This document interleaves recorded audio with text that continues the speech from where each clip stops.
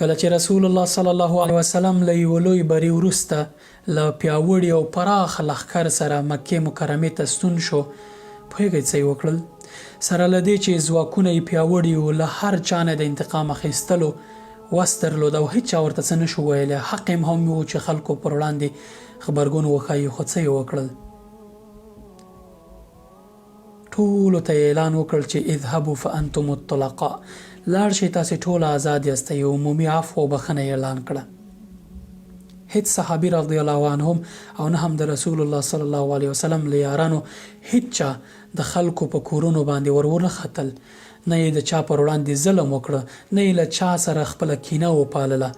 څنګه چې امیر حکم وکړو هماغسې یې وکړ، ټولو هماغه کار وکړ.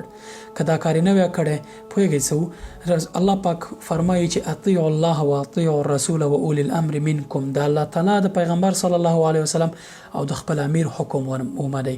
که صحابه رضی الله عنهم دا کار نه وی کړی، نه یوازې دا چې د الله پاک حکم یې نه عملي کوو، په سنتو باندې عمل هم نه کوو، او ترڅنګ یې د امیر امر منل چې واجب دي، له هغې نه یې هم سرغړونه وه.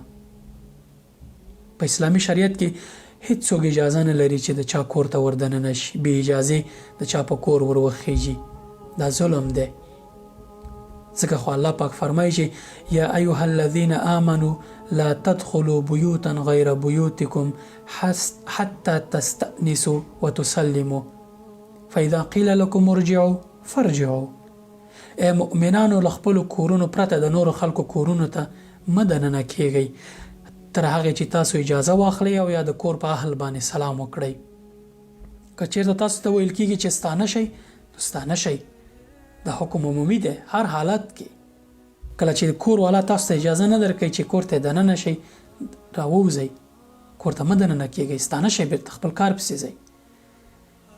نورې لارې شته دی چې تاسې یو حکم عملي کړئ یا یو حکومتي چارې پر مخ یوسئ، خو د چا په کور باندې دننه کېدل شریعت اجازه نه ورکوي. په هیڅ حالت کې د خلکو کورونه د دوی شخصي حرمونه دي، هلته ننوتل د الله تعالی له حکم سرغړونه ده، ګناه ده.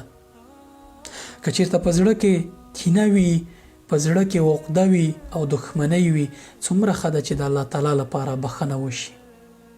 دغه کینه د الله تعالی لپاره له زړه نه وویستل شي.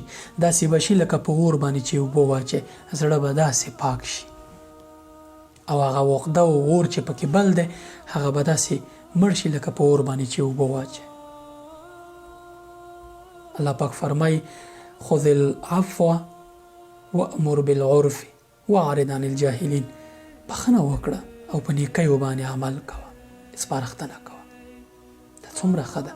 نه یوازې دا چې دې کار سره به خپل زړه له کینې پاک کړي، الله تعالی به هم راضي کړي، جنت به هم وګټي. خو که کینه وپالي، یو انسان به له منځه ویسي، کوم درد به دې دوا شي؟ یو څوک به یتیم شي، یو څوک به کونډه شي، یو مور به بوره شي، بالاخره به تا ته ګټه څه وي؟ څومره خوند کوي چې ته بخښنه وکړې.